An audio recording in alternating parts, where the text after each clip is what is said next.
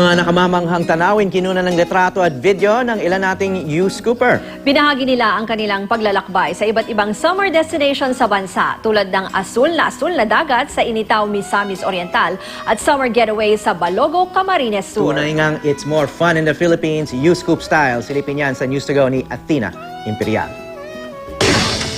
Ang mahigit 7,000 isla ng Pilipinas, hindi na nga mauubusan ng napakagagandang tanawin. Kaya naman hindi maitatangging tayong mga Pinoy mahilig sa pamamasyal para makita ang hiwaga ng ating bansa. Makapigil nga ang pagtalon ni U-Scooper Grayson Yanez sa asul na dagat sa Initaw, Misamis Oriental.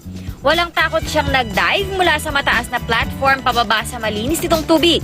Matapos yan, breathtaking na sunset naman ang kanyang nasaksihan doon.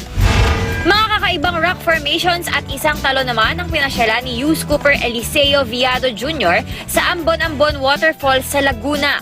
Very refreshing daw ang lugar dahil medyo liblib at mapuno pa rito. Once-in-a-lifetime opportunity naman na itinuturing ni U-Scooper Jack Castillo ang kanyang pag-akyat sa summit ng Mount Pulag. Ito kasi ang second highest peak sa buong Pilipinas at highest sa Luzon. Tampok sa tuktok nito ang isa raw sa pinakamagandang sunrise sa Pilipinas at ang pamosong Sea of Clouds na malapelikula ang dating. Siyempre, di naman patatalo ang magandang sunset sa Nasugbu, Batangas.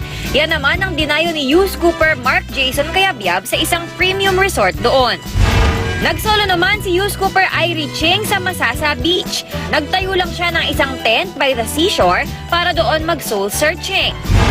A panoramic view deserves a panorama shot naman ang peg ni U-Scooper J.R. Vitales. Kuha niya yan sa kanyang summer getaway sa Balogo, Camarines Sur. Talaga namang punong-puno ang Pilipinas ng magagandang summer destinations. Kaya naman mga kapuso, ibahagi nyo rin sa amin ang inyong mga memories ng inyong summer getaways. I-email nyo lang kami sa uscoop@gmanews.tv.